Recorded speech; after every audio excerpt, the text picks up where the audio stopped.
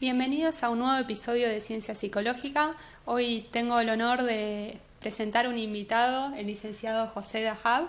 Es psicólogo clínico, docente universitario a cargo de la materia Análisis y Modificación de Conducta en la Facultad de Psicología de la Universidad de Buenos Aires. Muchas gracias por venir, José. Por favor, María Eugenia, te agradezco a vos. Para mí es un honor ser invitado.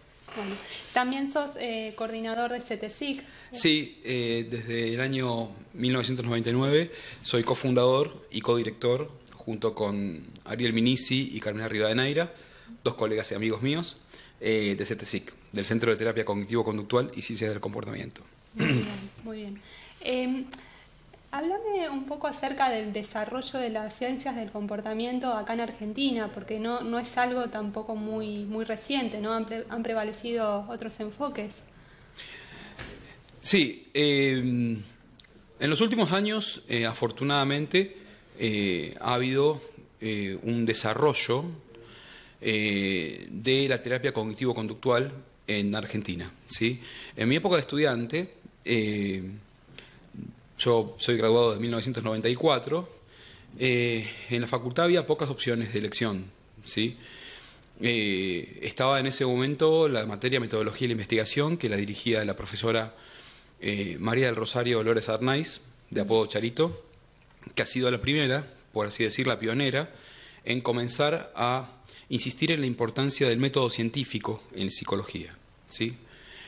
Después, gracias a la gestión de Charito Dolores Arnaiz, hay que reconocerlo, en 1992 aparece la materia electiva Introducción a la Psicología del Aprendizaje, dirigida por Ala Mustaca, del aprendizaje asociativo, ¿no? Sí. De lo que tratan los modelos de condicionamiento, clásico y operante, por Ala Mustaca. Y después, al poco tiempo, la materia electiva Análisis y Modificación de la Conducta, de la cual hoy yo soy humildemente el titular de la materia, pero Alba fue quien inició junto con Charito en la década del 90, 1990, 1992, fueron las pioneras en la Facultad de Psicología en insistir en la psicología científica. Después aparecieron, por supuesto, otras cátedras, otros profesores y demás, lo cual es bienvenido, pero reconozco que nuestras grandes profesoras y maestras han sido Dolores Arnaiz y Ala Mustaca. Y después, bueno, lo que todos conocemos, a partir del fines del 90, año 2000, comienzan a aparecer diferentes instituciones, centros especializados en terapia cognitivo-conductual, y vemos una evolución en Argentina. El psicoanálisis sigue siendo protagónico en varias universidades y sigue siendo bastante presente en la Argentina, pero yo estoy observando con mucho agrado de que las diferentes corrientes, sistémica, cognitivo-conductual, gestáltico y humanística, también están floreciendo bastante. ¿Pensás que tiene algo que ver también con el avance de la tecnología, con el acceso a información que también se vio, por suerte, amplificado a partir de un determinado momento? Yo creo que, por así decir, el advenimiento y el desarrollo en los últimos años de la terapia cognitivo-conductual en Argentina tiene que ver con que es un modelo que logra su cristalización, por así decir, en la década del 80. Originalmente, en la década del 50 y del 60, habían abordajes incipientes en lo que es modificación del comportamiento, la terapia del comportamiento, y también en 1955 aparece Albert Ellis con su terapia racional. Aaron Beck aparece 10 años más tarde, aparece en 1964 Aaron Beck. Primero es Ellis en 1955 con su terapia racional y después Beck años más tarde, ¿sí? Finalmente, en la década del 80, la terapia del comportamiento, junto con la llamada terapia racional emotiva de Albert Ellis y junto a la terapia cognitiva, más o menos se unifican en lo que es la terapia cognitivo-conductual. Que, como siempre digo, el término cognitivo-conductual en algún punto es redundante, sí, porque siempre la conducta incluyó imágenes mentales y pensamientos. O sea, no hacía falta agregar el término cognitivo, pero para dejar aclarado todo tipo de dudas, expresamente se agregó cognitivo-conductual para informar a los nuevos psicólogos y estudiantes de que los pensamientos y las imágenes mentales son parte de la conducta en el conductismo. Claro, esa aclaración imagino que parte de un prejuicio de algo que ya estaba instituido, ¿no? Como el conductismo solamente se ocupa de la conducta, cosa que no es así.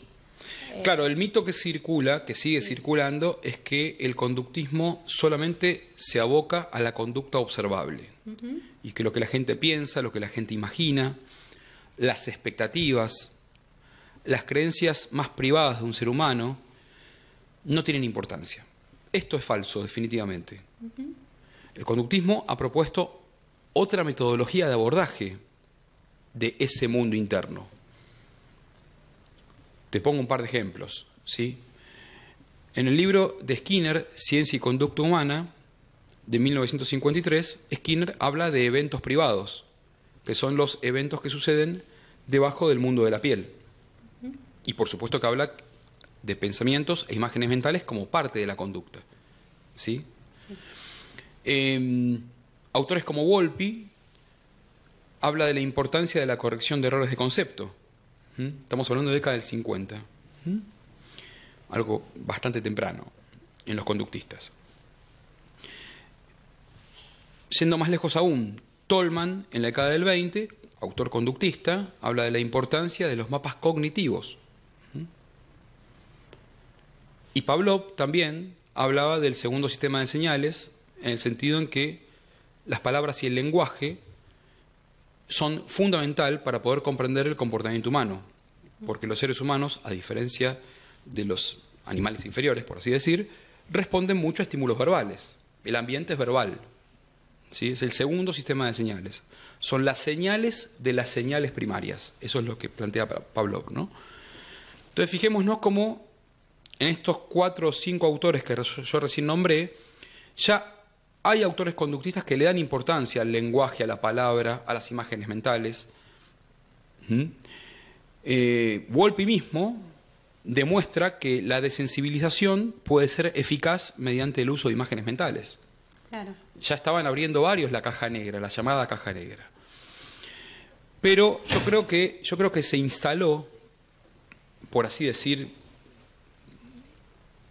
vulgarmente, se instaló en la comunidad de psicólogos la idea de que el conductismo solamente le interesa lo que se ve y que el psicoanálisis, la terapia humanista y otras corrientes se preocupan por lo que la gente piensa. Esto no es así, definitivamente. Bien. Los psicólogos cognitivos conductuales, tratamos de indagar de modo muy específico y muy fino los pensamientos de las personas, las imágenes mentales, las expectativas, sus creencias, incluso aspectos muy idiosincrásicos como sus tendencias artísticas, ideológicas, etc. Claro. De hecho, hay una teoría que está muy en boga, que es netamente conductista, que es la teoría de los marcos relacionales, que Exacto. tiene que ver con el lenguaje. Por supuesto, Sí. por supuesto. Sí. Que parte de la idea seminal de Skinner de la importancia de la conducta verbal. Él escribe esto en su libro, Conducta Verbal, de 1957, fijémonos qué antiguo, por así decir, ¿sí? Y después, bueno, gracias a Steve Hayes y otros autores, por supuesto que fueron superando la postura original de Skinner y la fueron refinando, ¿no? Sí. Obviamente, sí. Bien.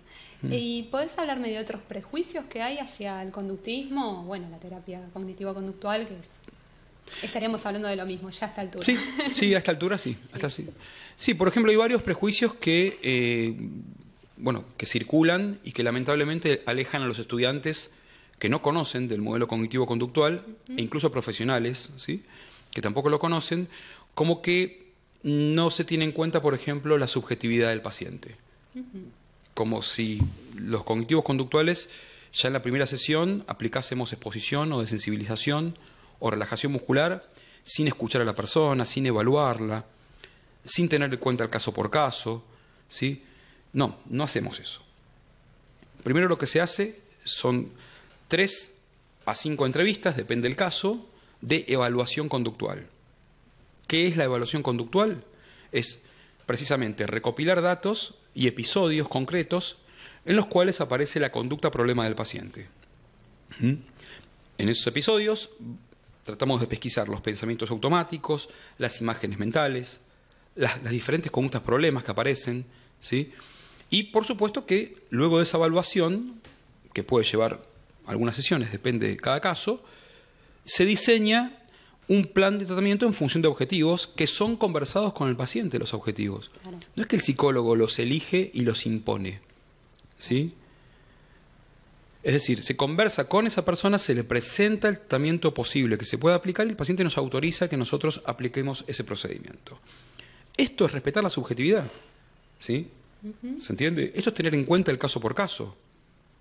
No consideramos que si con un paciente que tiene fobia a viajar en avión funcionó la desensibilización, con otro paciente con fobia a viajar en avión vamos a aplicar exactamente el mismo protocolo. Porque un paciente puede tener mucha ansiedad cognitiva, por así decir, mucha rumiación, y no tener palpitaciones o respuestas fisiológicas. Bien. Entonces, en ese caso, vamos a aplicar más métodos de modificación de pensamientos versus otro caso en el cual el paciente tiene muchas palpitaciones, opresión en el pecho, revoltijo en el estómago, nudo en la garganta, donde el abordaje cognitivo puro va a ser insuficiente. Tenemos que enseñarle técnicas de manejo de la activación, relajación muscular profunda, ¿sí? Respiración larga y lenta, relajación muscular profunda, técnicas de distracción, para que el paciente tenga un manejo de la activación fisiológica. Entonces, dos pacientes con el mismo diagnóstico, que es fobia específica de viajar en avión, en uno se aplica más procedimientos cognitivos, por así decir, y en otros procedimientos de manejo de la activación fisiológica. ¿Por qué? Porque se presentan, la topografía de la conducta problema se presenta de diferente forma. El diagnóstico es el mismo, pero la subjetividad es diferente. Claro. ¿Se entiende? Al hablar de conducta problema, porque esto quizás hilando muy fino, ¿no? Puede llegar a ser señalado como que nosotros los psicólogos identificamos que esto es lo que tenés que modificar. Entiendo que sí, de alguna manera, pero quizás puede llegar a sonar autoritario. Y esto desde un lado hilando fino, ¿no? Pensando más que nada en la vereda de los prejuicios. Justamente en la evaluación, durante la evaluación, se hace una selección de la conducta o de las conductas problemas. Esa selección depende de algunos criterios. El criterio principal es el de gravedad, ¿sí? El problema que sea más grave que tenga el paciente es el que se le da prioridad. Ejemplo, si un paciente nos dice que hace 2 meses intentó suicidarse, vamos a tener que evaluar con bastante dedicación qué es lo que pasa con las conductas de riesgo. ¿Sí? Primer criterio, gravedad. En el caso en que no hace una conducta grave, un elemento de gravedad, el segundo criterio es la motivación del paciente al cambio. Es decir, qué es lo que el paciente desea modificar. El psicólogo no va a imponer los objetivos. El psicólogo no le va a decir al paciente, vos tenés que cambiar esto. Eso es muy simplista. Eso se lo puede decir un amigo, se lo puede decir un hermano, una madre, un padre. ¿Sí? El psicólogo tiene que evaluar la motivación que tiene el paciente y el deseo que tiene el paciente en cambiar una conducta. ¿Sí? Excepto el criterio de gravedad, el psicólogo tiene que escuchar y tiene que respetar esa motivación intrínseca que tiene el paciente en cambiar su conducta. ¿Sí? Esto, insisto, es respetar la subjetividad del caso por caso. Exacto. Y quizás otra cosa que se pueda llegar a pensar, ¿no? De nuevo, desde el lado del prejuicio, es esto de bueno, tiene que modificar el pensamiento, que en realidad creo que se trata de hacer que el paciente de alguna manera genere pensamientos alternativos de una determinada situación, por ejemplo.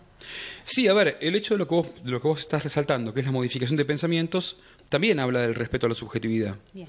¿Por qué? Porque justamente estamos como tratando de pesquisar cómo esa persona ve el mundo, cómo interpreta el mundo, ¿sí? Identificar pensamientos tiene que ver con la individualidad de ese caso. La modificación del pensamiento es una parte importante en terapia cognitivo-conductual, no es lo único.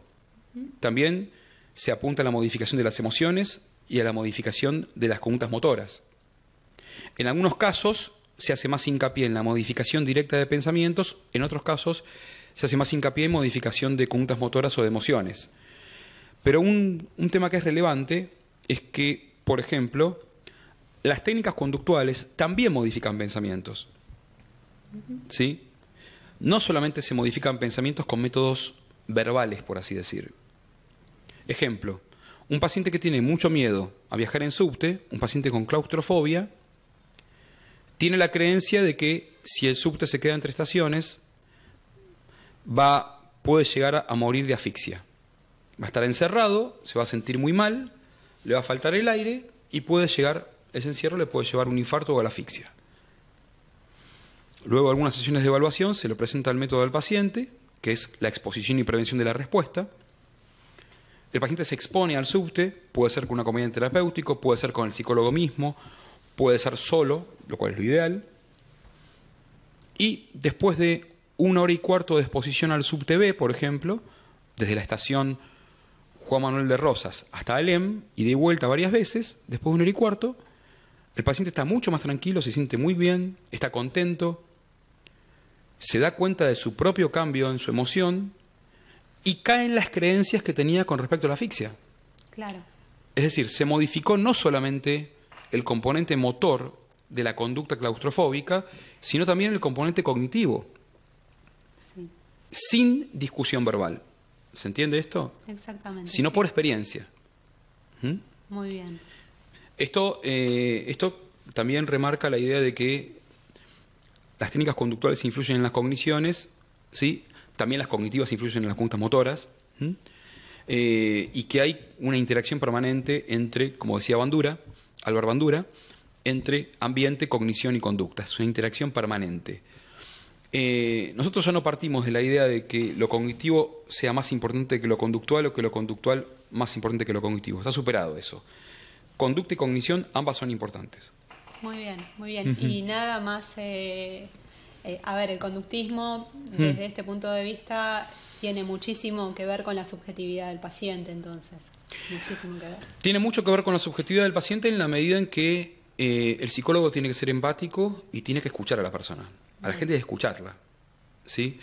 Y cuando hablo de subjetividad también hablo de casos muy específicos y muy finos. Yo he atendido, por ejemplo, militantes políticos, ¿sí?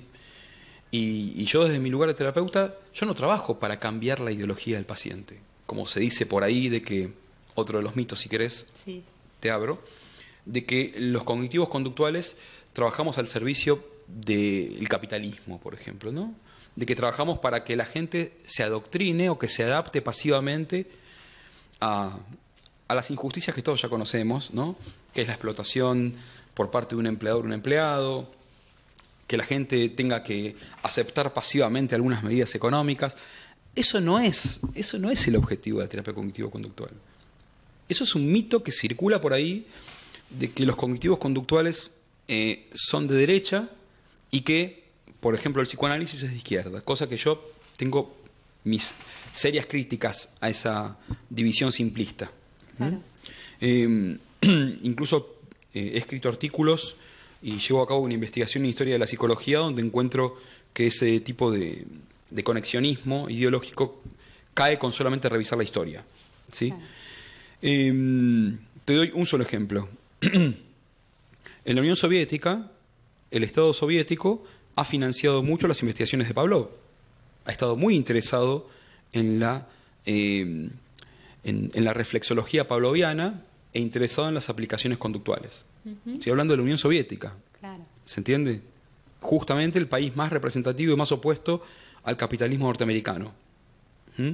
Si la relación entre conductismo y capitalismo fuese tan estrecha, no debería aparecer justamente en la Rusia de Lenin y de Stalin tanto interés por los trabajos de Pavlov, que se podría decir que es uno de los referentes principales en el desarrollo de los modelos de condicionamiento.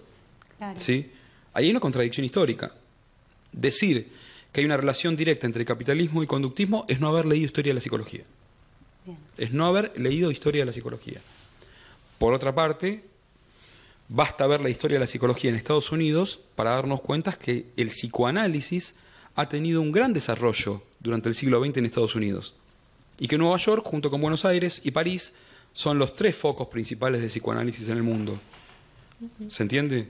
Sí. O sea que, supuestamente, si fuese tan clara esa relación, cognitivo-conductual, capitalismo, psicoanálisis, comunismo, socialismo, no debería haber habido un desarrollo en Estados Unidos.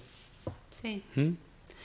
José, ¿qué me puedes decir de la concepción que tienen tal vez los psicoanalistas del síntoma, que cuando se elimina esto puede llegar a volver?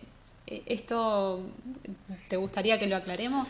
A ver, sí, no me gustaría, o sea, no me gustaría como que quede como la idea de que, a ver, de que se está en contra del psicoanálisis. No, no, no. O de la Gestalt o de la sistémica. Sería realmente muy, muy absurdo eso, ¿sí? Estoy en contra de los prejuicios. O sea, yo siempre digo, estamos en una sociedad democrática y hay que respetar que cada psicólogo elija la teoría en la cual cree y el marco teórico del cual quiera trabajar, ¿sí? No podemos imponerle a un psicólogo que piense igual que nosotros. Sería ir en contra de la democracia eso, ¿no? Pero sí reacciono frente a los prejuicios y frente a los ataques que son bastante desagradables de tener que escuchar. Estamos un poco cansados de tener que responder que nosotros no atamos a los pacientes a una silla y le aplicamos choques eléctricos como en la película Naranja Mecánica. Estamos un poco hartos de tener que decirles que nosotros no somos fascistas, que no estamos de acuerdo con las dictaduras, ni con la dictadura de izquierda de Stalin, ni con la dictadura de derecha de Hitler, que no adherimos a ningún tipo de sistema dictatorial, que estamos de acuerdo con los valores democráticos, que hay directrices éticas en terapia cognitivo-conductual, claro que sí que las hay. Estamos un poco cansados de tener que explicar cosas que son bastante humanistas y elementales en cualquier relación terapéutica, ¿sí? Sin embargo, esto circula y yo te agradezco por el espacio porque es una posibilidad de poder decir una vez más, responder un poco más a estos ataques, ¿sí? Aclarado esto, con respecto a la pregunta que me hiciste, ¿sí? Es como que hay dos grandes visiones en el marco de la psicoterapia. Una visión parte de la idea de que el paciente viene con una conducta problema o una serie de conductas problemas, el psicólogo evalúa y puede aplicar las técnicas que surgen de la psicología científica predominantemente, y revertir o modificar la conducta, ¿sí? Eso, por ejemplo, es lo que hace un cognitivo-conductual, un sistémico, ¿sí? Evalúan y después aplican técnicas para la modificación del comportamiento de las relaciones interpersonales en el caso de la sistémica. Eso es una visión. Otra visión parte de la idea de que el paciente tiene una serie de temas ocultos que él no conoce de sí mismo y que el trabajo del psicoterapeuta es develar, es ayudarlo a que él autodescubra qué es lo que tiene reprimido u oculto en su mente, ¿sí? Es una segunda visión de la psicoterapia. Obviamente que la cognitivo-conductual también trabaja con lo que es el autoconocimiento personal, pero no parte de la idea de que el paciente, de la teoría, de que el paciente tiene síntomas que son sintomáticos de un mundo oculto, de un mundo privado, de un mundo reprimido, y que la psicopatología que tiene es efecto de eso que él no sabe y que hay que develar en la psicoterapia. No parte de esa teoría. Es más, hay serios cuestionamientos a la validez de esa teoría, que surge del psicoanálisis. Claro. ¿Sí? La segunda visión plantea que mientras no se devele eso oculto, que está reprimido supuestamente en el inconsciente freudiano, porque hay muchas nociones de inconsciente, el inconsciente no lo descubre Freud, o sea, viene de los griegos y de muchos otros autores antes de Freud. Hartmann, por ejemplo, publica el libro, no me acuerdo el título ahora, sobre el inconsciente en 1850, que se tradujo a varios idiomas. Varios autores hablaron de inconsciente antes que Freud, ¿sí? Por eso digo inconsciente freudiano. No empezó con Freud la temática del inconsciente. La segunda visión plantea que hay que develar sí o sí lo que está en el inconsciente para que haya una modificación del comportamiento. Y que si no se logra develar eso, si no se logra acceder a las causas ocultas, a ese material reprimido, el síntoma va a seguir existiendo, ¿sí? En terapia cognitivo-conductual se observa algo contrario, que es que sin hacer ese supuesto trabajo necesario de develamiento y de descubrimiento, se puede aplicar la desensibilización en las fobias y la fobia se revierte y se cura, por así decir. Se puede aplicar exposición y prevención de la respuesta en trastorno obsesivo compulsivo y el paciente deja, por ejemplo, de lavarse las manos compulsivamente, ¿sí? Se puede aplicar activación conductual y reestructuración cognitiva, y el paciente sale del episodio depresivo, en el caso de un caso de depresión. Se puede aplicar la técnica de reversión de hábito en pacientes que tienen tics, por ejemplo, que tienen esto, así con los labios. Se aplica reversión de hábito, un procedimiento que consiste en hacer la conducta inversa unos minutos y pensar positivamente con respecto a ese hábito inverso, y el paciente deja de hacer el tic. Y se pueden aplicar procedimientos directos para el cambio conductual, sin necesidad de apelar a la teoría de que hay que buscar detrás de eso que es lo que hay. Esa es la visión de la terapia cognitivo-conductual y la modificación de la conducta, versus la otra visión que plantea que si no se aborda y no se accede a ese mundo inconsciente, el síntoma va a seguir existiendo. Las evidencias muestran que hay muchísimos casos donde ese trabajo de buscar detrás no se hace y que la conducta se modifica. Si la teoría de la segunda visión fuera cierta, no debería haber cambios en la conducta. Claro. Y los cambios hay y existen, ¿sí? Y en muchos casos se observa de que no hay ni recaídas ni reemplazo de síntomas. En muchos casos, ¿sí? Y acá es donde los mitos y los prejuicios justamente alejan a los estudiantes y a los graduados que no tienen conocimiento del modelo cognitivo-conductual y de modificación de la conducta, alejan de la formación en el modelo, porque ya parten de ideas preconcebidas de que es un tratamiento, por así decir, cosmético la terapia cognitivo-conductual, lo cual es un error. Que es un tratamiento que solamente trabaja lo observable, lo cual es un error, ¿sí? Estos prejuicios ejercen un efecto decisivo en la vida de un psicólogo. Hay psicólogos que tienen 50, 60, 70 años y que han dedicado toda su vida al psicoanálisis, pero que nunca han leído cognitivo-conductual. Nunca han estudiado Bandura, nunca han estudiado Wolpe, no han estudiado Skinner, no han estudiado Hull, no han estudiado Tolman, no han estudiado Beck. Tiene que ver un poco también con un sesgo de confirmación, ¿no? Debe ser duro para una persona con tantos años de formación acotado en un campo, de repente cambiar, modificar eso. Sí, eso ya entraría en el marco, de las frustraciones personales, con lo cual, bueno, eso habrá que verlo con el analista de turno, habrá que ver qué le pasa a la persona. Sí. Si, por ejemplo, hoy estamos en el año 2018, yo trabajo en cognitivo-conductual desde hace 22 años, ¿no? Ponele 20. Si dentro de 10 años aparece un autor nuevo que dice que lo cognitivo-conductual es falso, o por lo menos que no tiene validez empírica suficiente, y demuestra empíricamente una técnica nueva que supera lo que estamos haciendo, no tengo ningún problema. Dejo lo cognitivo-conductual, hice lo mejor posible por mis pacientes, ¿sí? Supongo que me lo van a agradecer igual, y aplicaré la nueva técnica, si es mejor que lo que yo aplico. Me saco el sombrero y aplico lo nuevo, no tengo ningún problema, ¿sí? Es decir, no hay que fanatizarse con los paradigmas y con las técnicas. Claro. Yo creo en lo que hago, por supuesto, y creo que lo cognitivo-conductual hoy representa la vertiente clínica con más apoyo empírico y mayor solidez y mayor eficacia. Yo creo en esto. Pero si aparece un autor que demuestra lo contrario, bienvenido sea. Ningún problema, ¿sí?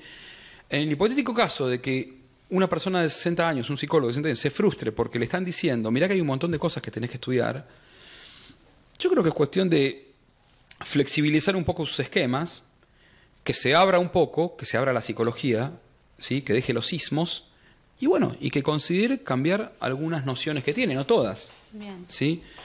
Pero remarcando el tema de los prejuicios y de los mitos, esto de que hay que descubrir algo detrás para que caigan los síntomas es otro de los mitos que ejercen efectos en los estudiantes y en los graduados, de decir, ¿para qué voy a estudiar cognitivo-conductual si no van a buscar detrás? Si es simplista, si no indaga lo inconsciente, si no indaga lo oculto, solamente indaga la cáscara, lo que se ve, entonces no lo estudio.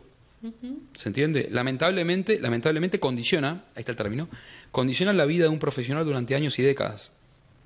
Exactamente, y debe ser difícil, me imagino, para un alumno que está el docente diciéndole conductismo es mala palabra, ¿no? Empezar a leer e interiorizarse realmente en eso y entender que que de hecho leyendo todos estos prejuicios se caen solos. Sí, yo creo que en la vida en general, no solamente en la psicología, en la vida en general hay que estar abierto a todas las ideas. Claro. Hay que escuchar todas las campanas. No hay que casarse con no es un Boca River esto, no hay que casarse con ningún ismo. ¿Sí? Hay que estar abierto, las ideas hay que escucharlas todas. ¿Sí? Después, bueno, por supuesto, cuando llega el paciente uno tiene que trabajar desde una perspectiva. ¿Sí? Yo no puedo estar 5 años con el paciente aplicando un poquito de Gestalt, un poquito de sistémico, un poquito de conductismo, un poquito de cognitivismo, un poquito de existencialismo, ¿sí? Y el paciente probando diferentes técnicas, diferentes paradigmas, porque es poco ético eso, ¿no? En algún momento hay que anclar y hay que, en función de la evaluación, hay que tomar una decisión y aplicar determinados procedimientos.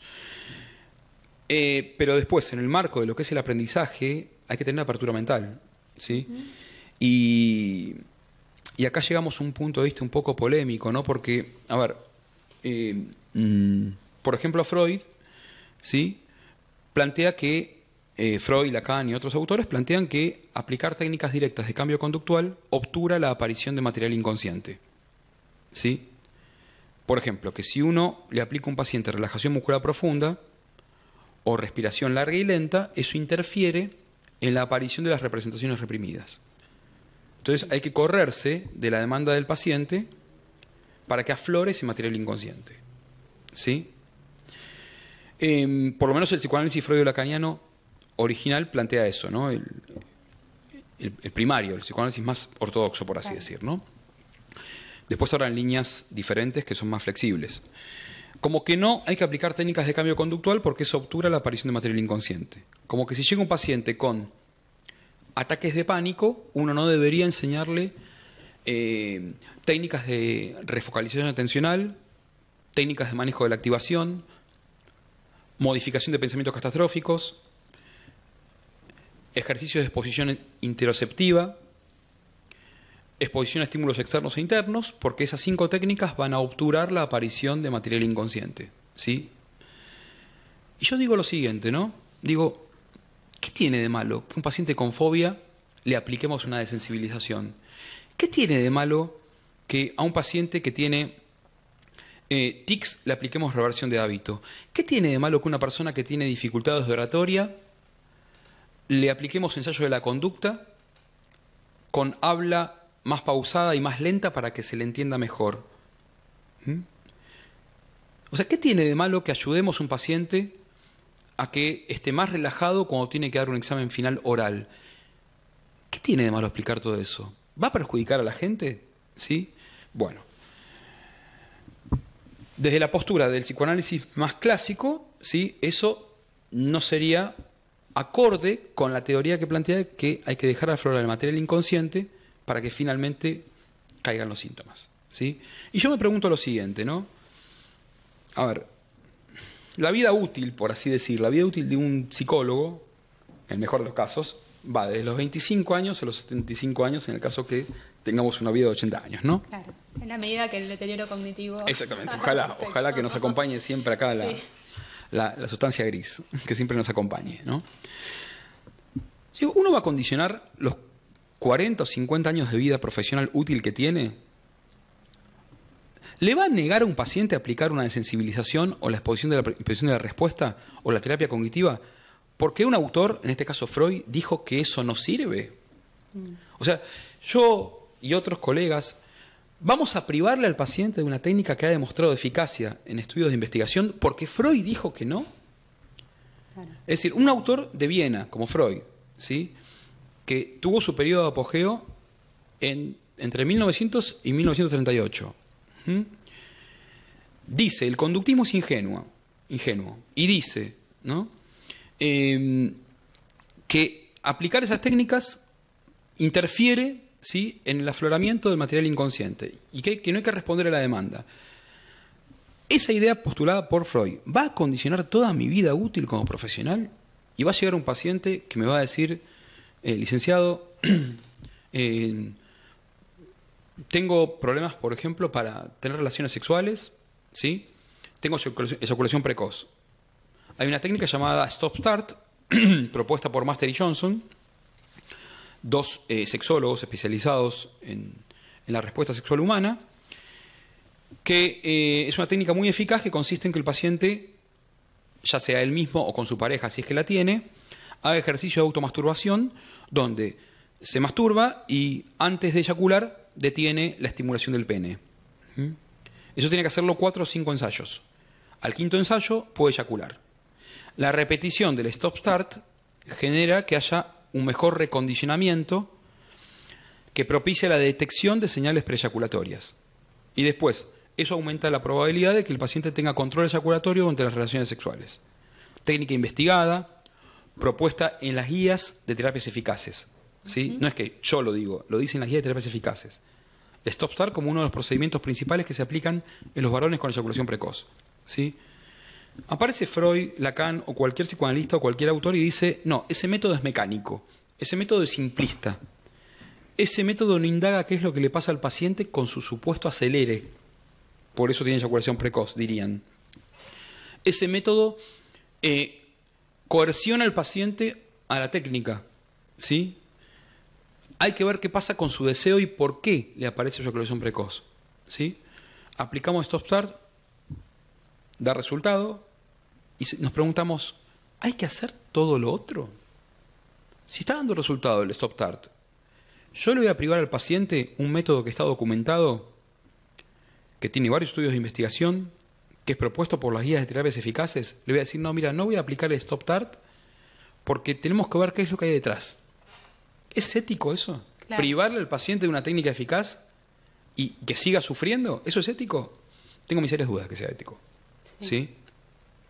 Sí, por supuesto, el paciente puede elegir ir a un psicoanalista, ir a un gestáltico, pero en la primera sesión hay que decirle, mirá que yo no voy a responder a tu demanda. Yo aplico un procedimiento en el cual lo que vos me pidas yo me corro de eso. Si querés Stop Start, anda un conductista. Si querés un autoconocimiento personal, anda un gestáltico. ¿Sí? O sea, se debería decir en la primera sesión que no se trabaja con ese método. Si el paciente elige después el psicoanálisis, bienvenido sea, está en todo su derecho.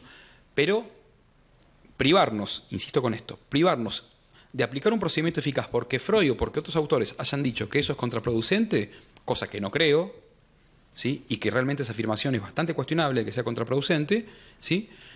Eso es condicionar la vida de un profesional por lo que dijo un autor popular llamado Freud. Sí. ¿Sí? ¿Se entiende? Es realmente... Indirectamente también impacta en el paciente.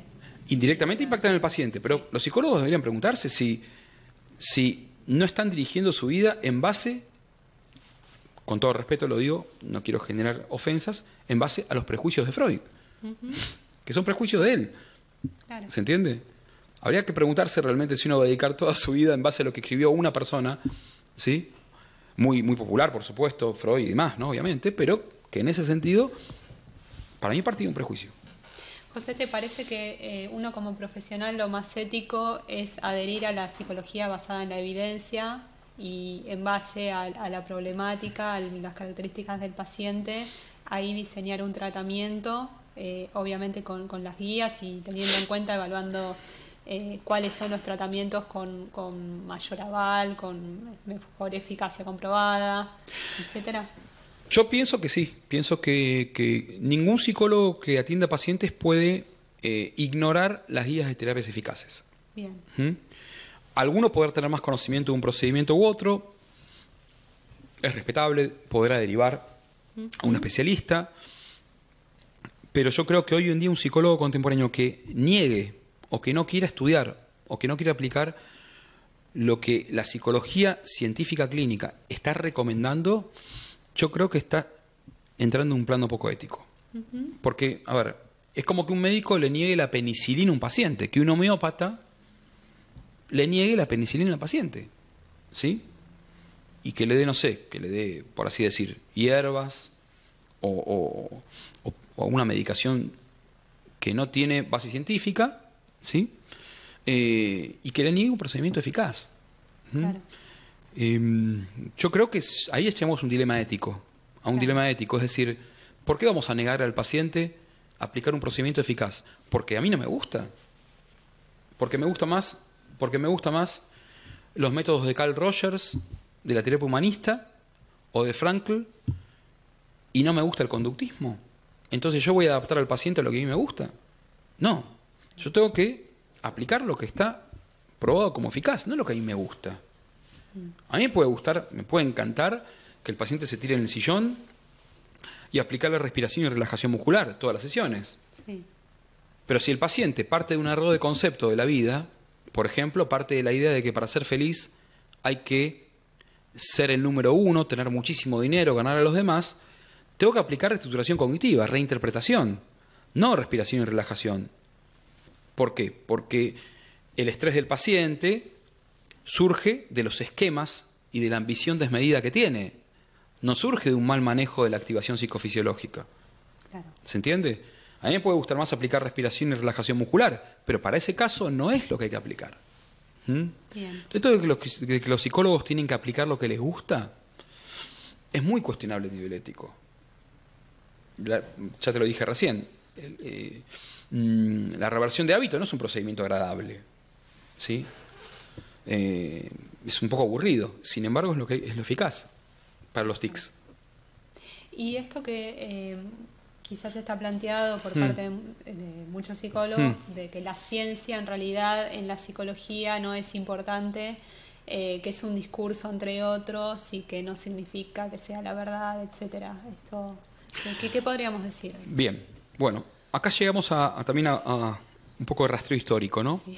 Que la historia de la psicología es una de las áreas que yo estudio mucho, investigo, escribo y demás, ¿no? Aparte de la psicología clínica. Pero, a ver, la psicología como ciencia inicia aproximadamente en 1850, con los trabajos de, laboratorio de Wundt en 1870, creo, 1876, primer laboratorio científico en psicología. La ley de David Fechner, que creo que es de 1850, 1860, ¿sí? Los trabajos de Ebbinghaus sobre el olvido, ¿sí?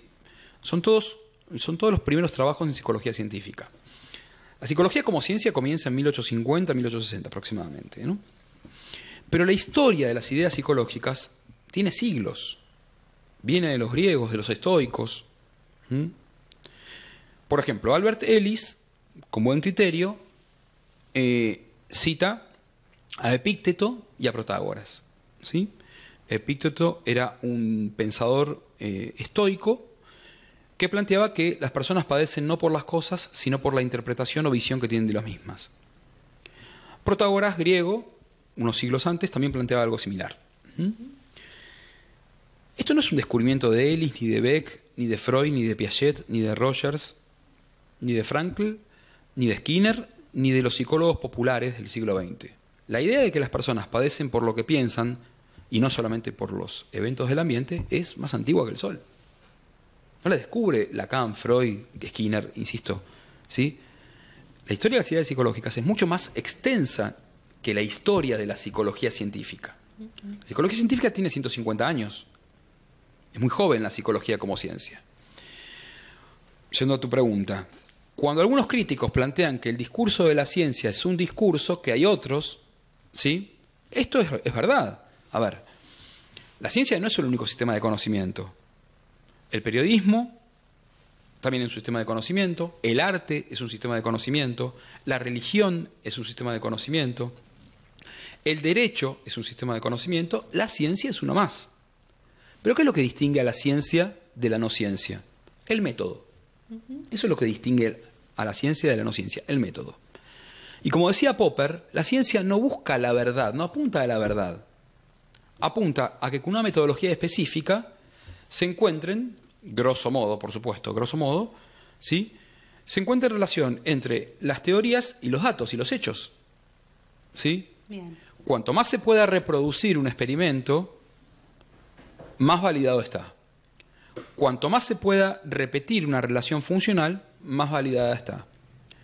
Ejemplo, exposición y prevención de la respuesta, que es la técnica más citada en las guías de terapias eficaces, ¿sí? Si se aplica la exposición y prevención de la respuesta en la agorafobia, ¿sí? Lo aplica un clínico en Argentina, un clínico en Australia, lo aplica un grupo de trabajo en Austria, otro equipo de trabajo en Nepal. Y en los 5 continentes se encuentran eficacia con la aplicación de la exposición y prevención de la respuesta en la agorafobia, ¿sí? Esa técnica está validada. Bueno, eso es reproducible, ¿sí? O sea, la ciencia justamente tiene que demostrar, mediante observabilidad pública, mediante reiteración de experimentos, mediante validación y demás, tiene que demostrar que determinado procedimiento genera determinados resultados, ¿sí? Grosso modo, ese es el método científico. Al que no le guste el método científico, porque puede haber gente que no le guste o que no crea en el método científico, bueno, se podrá dedicar a la religión, se podrá dedicar a la filosofía, ¿sí? Al periodismo, a lo que fuese.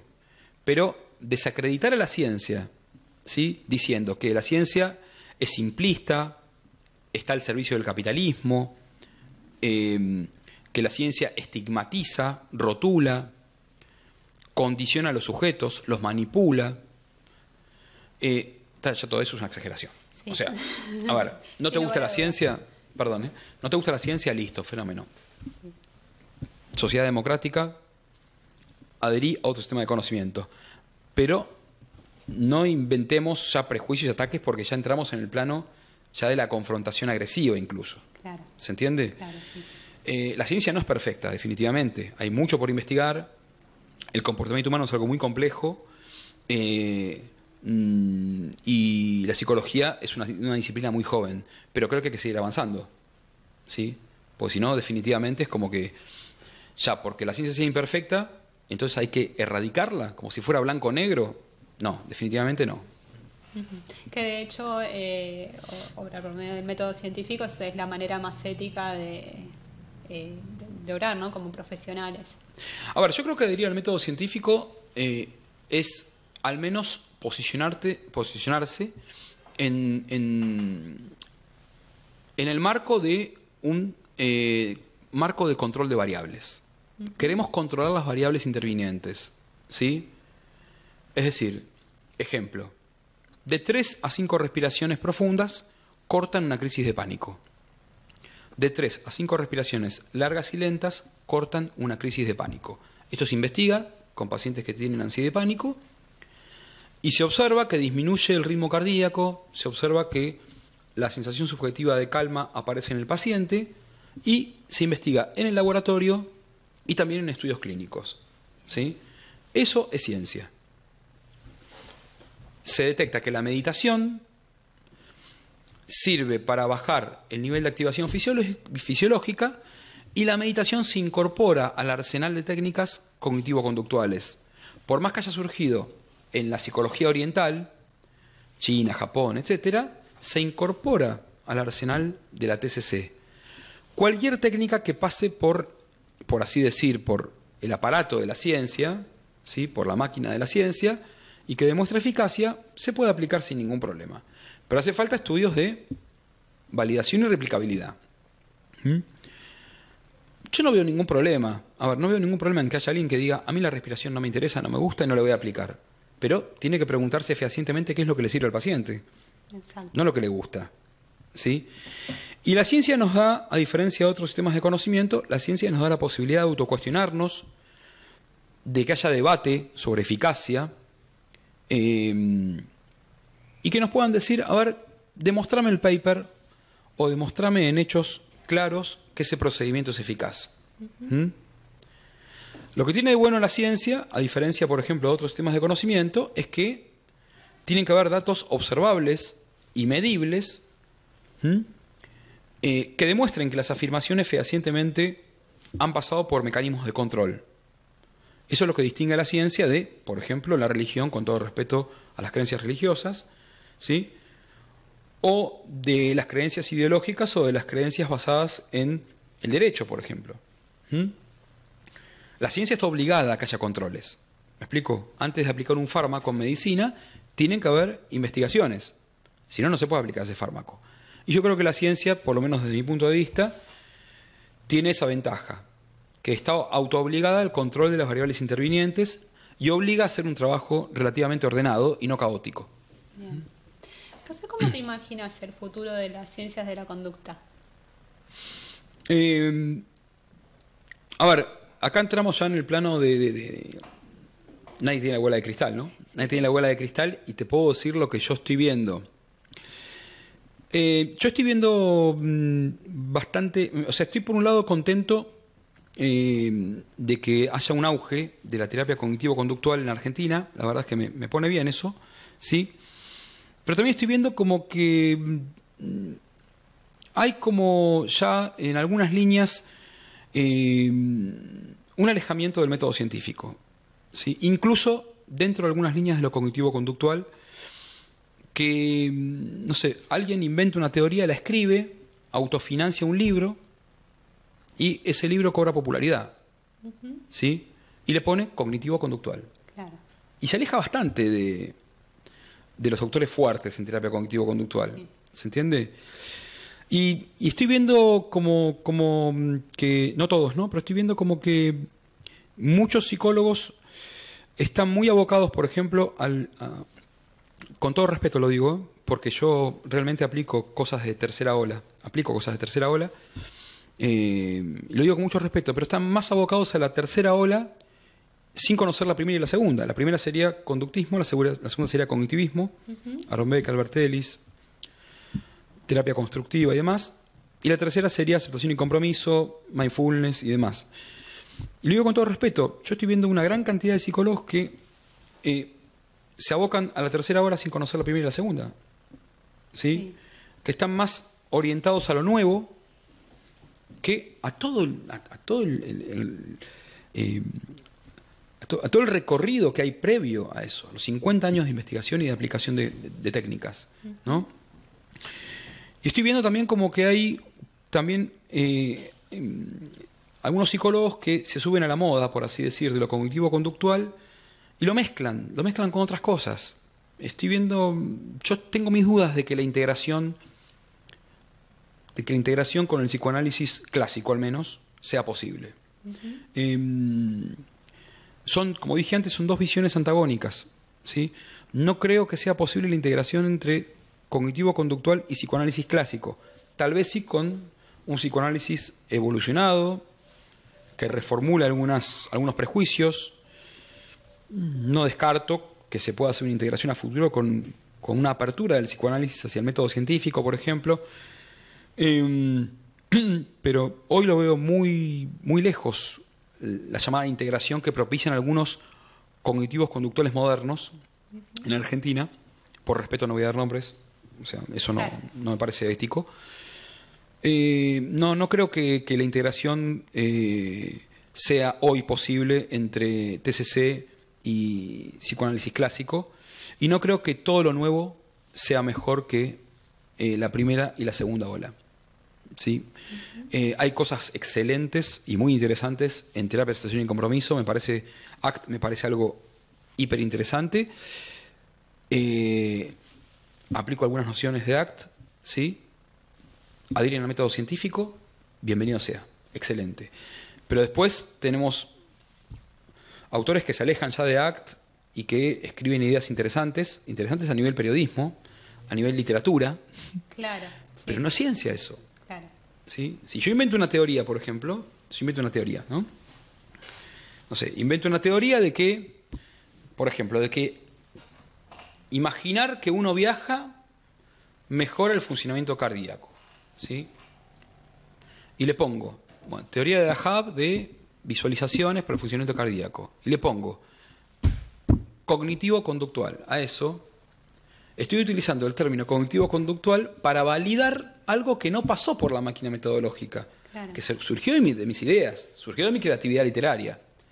Para que eso finalmente sea ciencia, tienen que haber diferentes investigadores que digan, vamos a probar la teoría de Dahab en 10 pacientes, por ejemplo, de un centro cardíaco, 10 pacientes con problemas cardíacos, con stent y con diabetes, por ejemplo, a ver si las imágenes mentales de viajes y de cosas lindas les mejora el funcionamiento. Pasa por la máquina metodológica de la ciencia, mi teoría es refutada o es comprobada. Y ahí mi teoría empieza a ser científica. Pero yo cuando yo publico mi libro, lo autofinancio, que hoy en día es muy fácil. Sí. Voy a una imprenta barata, hago 2000 copias y como es agradable y es lindo y está bien escrito, se divulga y empiezan a haber personas que dicen qué buena la teoría de Dahab. Cognitivo-conductual. Es un cognitivo-conductual relativo. Sí. porque yo trabajé en cognitivo-conductual, no es sinónimo de que lo que yo escriba a nivel narrativo, literario, creativo, haya pasado por la máquina de la ciencia. Exacto. ¿Se entiende esto? Sí, sí, sí. Y yo esa es la moda que yo soy un poco escéptico de tanta proliferación de nuevas tendencias. Tanto nuevo. O sea, si me preguntás, yo prefiero primero aprender bien lo que ya está hecho, o dedicarnos a investigar lo nuevo. Sí, claro que sí. No es que nos tengamos que casar con los autores viejos, ¿no? O sea, pues si no, hay evolución. Pero creo que tiene que haber más estudios con metodología científica que ideas creativas. Bien. ¿Sí? Y en Argentina veo que hay todavía hay bastante anarquía en lo que concierne a lo que proponen muchos autores, ¿no? Claro, porque de hecho llega un momento que se desvirtúa completamente, ¿no? Ya empieza a ser, bueno, esta es una técnica que escribió José Dahab para entonces todos los enfermos cardíacos.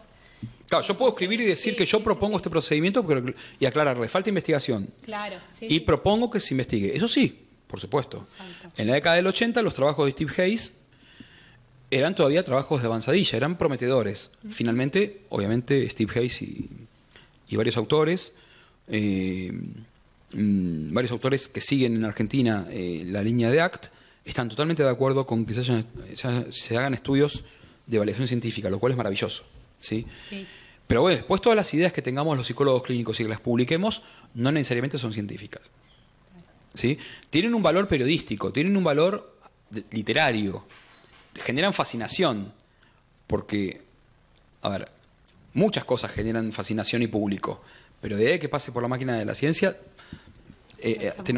falta mucho todavía. Bueno, José, ¿te gustaría agregar algo más como para ir cerrando la entrevista?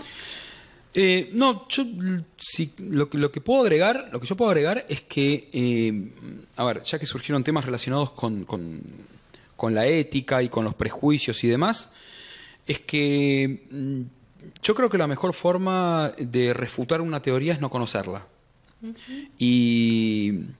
Y está todo bien si la gente está dispuesta primero a informarse y a estudiar y a conocer, ¿sí? Y después cuestionar, y después criticar.